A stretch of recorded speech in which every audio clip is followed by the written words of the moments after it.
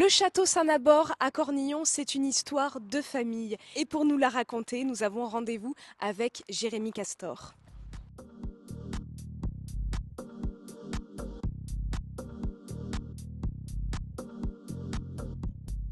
Bonjour Jérémy. Bonjour Justine. Merci beaucoup de nous accueillir dans la cave du château Saint-Nabor.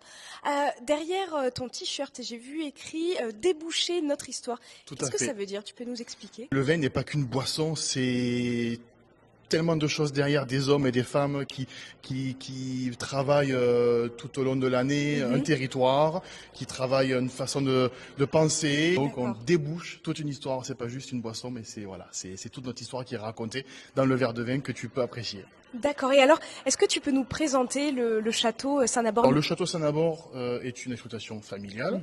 Mon frère Raphaël et moi-même sommes la 6e génération de D'accord. vignerons. On a repris le domaine en 2012, après le départ en retraite de notre papa et nos Oui. mamans. Nous sommes vignerons indépendants. Nous travaillons nos vignes exclusivement et nous produisons nos vins seulement avec nos raisins. Là, tu as parlé de vignes, j'en vois un petit peu plus loin à C'est ça. l'extérieur. On est en plein dans la vallée de la Cèze. C'est un territoire que vous aimez beaucoup, que vous mettez en avant au sein même du château. Ce territoire, on le connaît, Oui.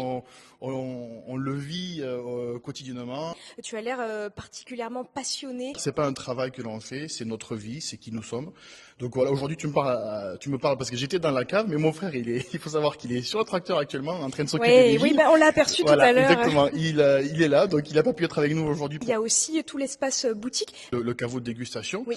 a été ouvert par mon papa et ma grand-mère au début des années 70. D'accord. On a été un des premiers domaines à ouvrir le caveau aux consommateurs qui venaient chercher du vin avec une étiquette Château Saint-Nabor. Et aujourd'hui, voilà, on continue un petit peu cet héritage-là. Donc on a une palette de différents vins, rouge, rosé et blanc, autant en Côte-du-Rhône, en Côte-du-Rhône village, D'accord. vin de Pays d'Oc ou vin de Pays du Gard, mais on a également des produits pétillants.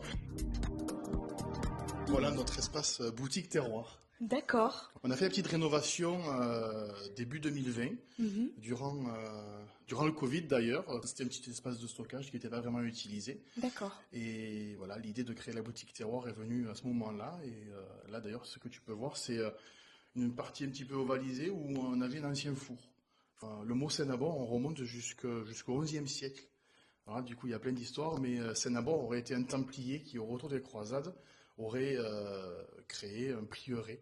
Oui, ce qui est génial, c'est qu'on peut même être touriste dans sa propre région. Il y a une expression, enfin un terme qui revient assez souvent, c'est l'œnotourisme. Qu'est-ce que c'est? Et est-ce que vous le pratiquez, vous, au sein du château Saint-Nabor? Déguster un vin, c'est bien, mais on va dire que c'est le minimum.